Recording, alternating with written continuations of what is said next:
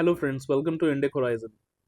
सो friends, आज 24 मई है 2026। आज यूपीएससी सिविल सर्विसेज एग्जामिनेशन का प्रीलिम्स का पेपर हुआ है। और आज दोपहर में ही हमें क्वेश्चन का एक इंस्टीट्यूट से आंसर की बनाने के लिए 20 हिस्ट्री के क्वेश्चंस दिए गए। भाई वो शुरू के आधे घंटे तो वो 20 क्वेश्चंस ऐसे थे कि गूगल सर्च छोड़ो, एआई उसका आंसर नहीं दे पा रहा था। ठीक है। 20 में से 16-17 क्वेश्चन ऐसे थे जिनका करेक्ट आंसर और करेक्ट सोर्स एआई तक नहीं खोज पा रहा था। बाद में जैसे जैसे आंसर्स आने लगे, जैसे जैसे यूट्यूब पे कुछ वीडियोस आए, तो धीरे धीरे धीरे धीरे आपको सारे आंसर्स मिल जाएंगे। बट शुरू में तो एआई और गूगल तक आंसर नहीं दे पा रहे थे। पेपर्स ऐसे बनाए गए हैं जैसे मतलब आदमी को मैथमेटिक्स की हिस्ट्री में पीएचडी करनी हो या आदमी को बॉम्ब डिस्पोजल स्क्वाड में भर्ती होना हो। यार, जो सिविल इंजीनियर नहीं है ना, अगर आप उससे पूछो कि कंक्रीट का आईएस कोड क्या है, वो भी नहीं बता पाएगा। आप बॉम्ब डिस्पोजल स्क्वाड के स्टैंडर्डाइजेशन के आईएस कोड पूछ रहे हो। मतलब अट्टर नॉनसेंस है। अब आई थिंक यूपीएससी ऐसे लोगों को खोज ही नहीं रहा है कि जो मेहनती हों या जो लोग थोड़ा सा भी ना मतलब मेहनत करना जानते हो या उनके अंदर कॉमन सेंस हो। यूपीएससी को अब चाहिए लकी लोग। और लकी कैसे? लकी इस तरह के कि भाई जाओ तुक्का मारो, फिदाइन टाइप का जो है पेपर अटेम्प्ट करो और आ जाओ। होना होगा तो हो जाएगा। अगर यही अप्रोच रखनी है तो भाई फिर कोई पॉइंट नहीं है ये पेपर पूरा कंडक्ट कराने का।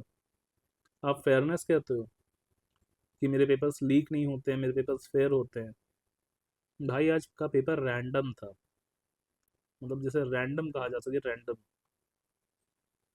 ये पूछा गया डेसिमल के बारे में, पूछा गया कि डेसिमल 7th सेंचुरी में था, 9th सेंचुरी में था, कब था, कहाँ, कोई एक पर्टिकुलर इंस्क्रिप्शन है उस डेसिमल से रिलेटेड, वो पूछा गया।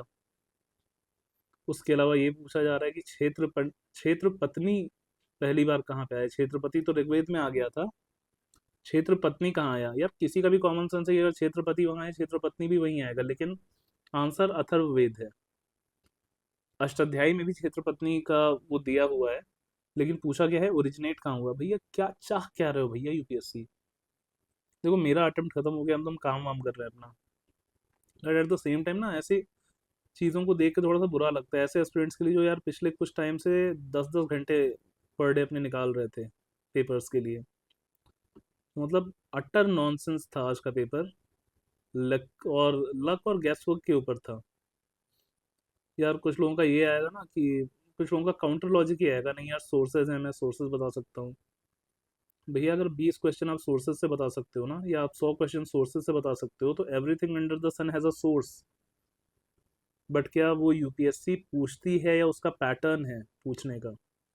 यार देखो, एक बहुत सीधी सी चीज़ है कि जब भी हम लोग यूपीएससी की तैयारी करते हैं ना, तो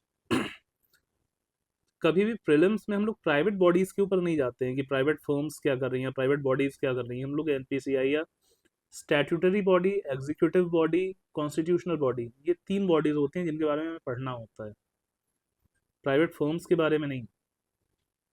प्राइवेट फर्म अगर न्यूज़ में रही है तो हम लोग उसका ये जानेंगे कि यार अंडरलाइन कॉन्सेप्ट क्या है, ये क्या है। बट फैक्ट्स थोड़ी ना रटने जाएंगे प्राइवेट कंपनी के।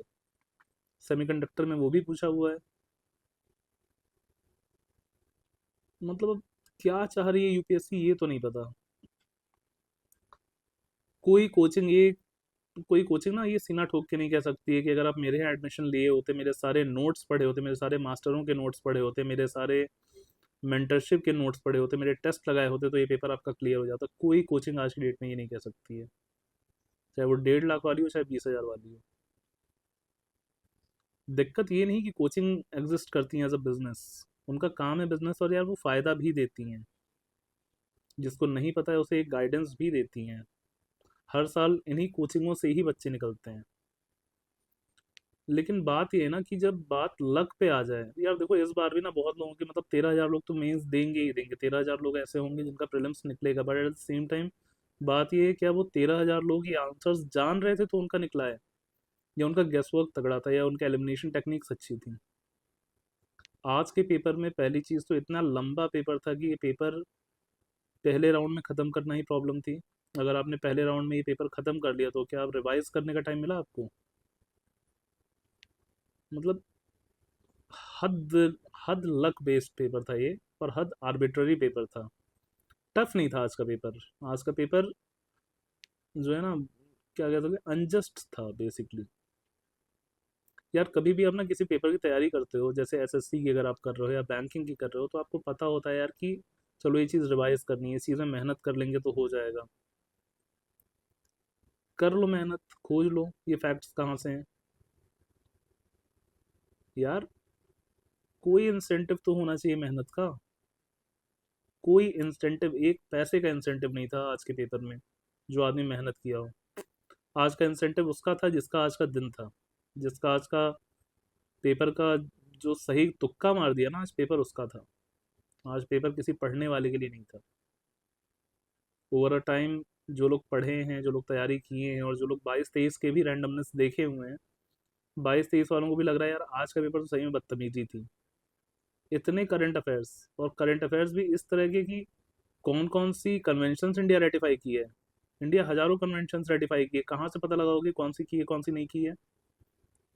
हर चीज़ में लॉजिक अब लोग देंगे। अभी बहुत सारे वीडियोस आएंगे जिनमें लॉजिक आएगा कि हाँ यार ये लॉजिक था इस क्वेश्चन को सॉल्व करने का, वो लॉजिक था। यार आप हाइंड साइड में ना अभी बैठ के आप लॉजिक दे सकते हो, लेकिन जब रियल टाइम में वो पेपर करना होता है, उस टाइम कोई लॉजिक दिमाग में काम नहीं आता। उस समय ये डर लगता है कि यार एक क्वेश्चन अगर गलत हो गया ना तो 0.66 मार्क्स पीछे हो जाएंगे। और 0.66 क्यों, 2.66 जाता है। अगर आपका सही होता तो 2 नंबर मिलता, गलत हो रहा है तो 0.66 आप पीछे जा रहे हो। यार देखो, आई फील लकी कि मेरा यार चलो इस फेज से हम निकल गए हैं। लेकिन यार जो लोग आज की डेट में मेहनत कर रहे हैं ना, जो लड़के यहाँ राजेंद्र नगर में, मुखर्जी नगर में, इलाहाबाद में, या जहाँ पे भी हब्स हैं, सबका आज मुंह बना हुआ है। बिकॉज जब आप मेहनत करते हो साल भर, आप अपना पूरा साल देते हो, आपके पास नॉलेज भी है, उसके बाद भी ना अगर कमीशन इस तरह की रैंडमनेस पे आ जाए तो फिर ये गलती कमीशन की है। इस साल भी होंगे बच्चे select, no doubt, all India rank 1 भी आएगा। उसके अलावा 13,000 बच्चे मेंस भी देंगे तो। और हाँ एक चीज़ और, एक वकील साहब थे, सुप्रीम कोर्ट में बोले थे कि 1 महीने काफ़ी होते हैं प्रीलिम्स की प्रिपरेशन के लिए, कुछ साल पहले। वकील साहब बैठ के एक बार पेपर सॉल्व करके दिखा दीजिए, महीना भर ले लीजिए पूरा, इसी पैटर्न पे। आपको तो पैटर्न भी पता रहेगा कि इसी पैटर्न पे पेपर आएगा, सॉल्व करके दिखा देना। ऐसे ऐसे क्वेश्चंस डाल देना आदमी इस पैटर्न पे कि दिमाग इनका सही हो जाएगा। मतलब भाई हद खराब पेपर था यार आज का।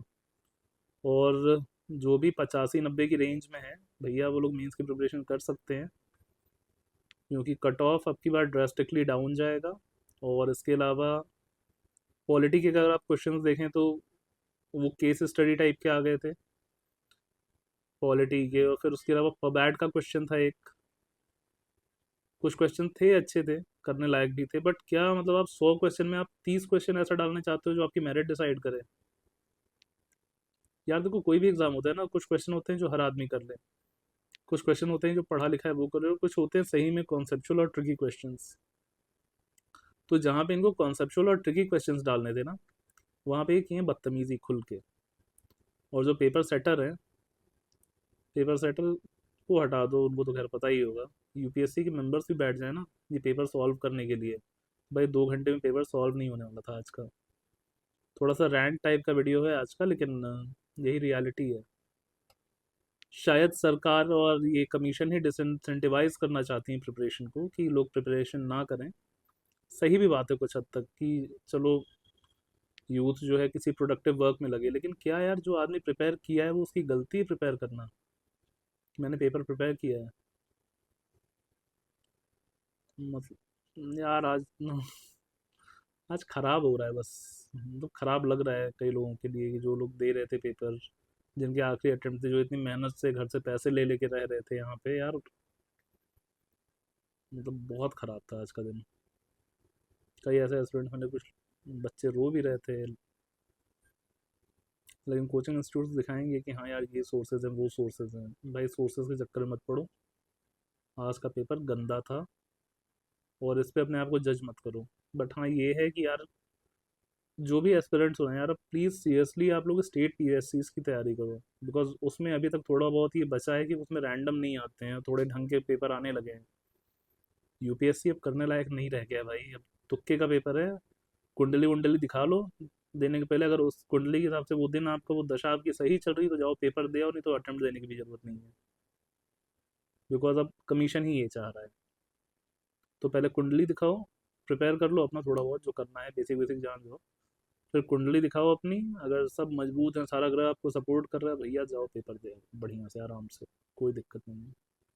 और भैया बहुत मेहनत की हो लेकिन आपकी दशा वशा खराब चल रही है तो कोई पेपर देने का मतलब भी नहीं है। चलो यार, काफ़ी हो गया है रैंट, चलो बाय बाय।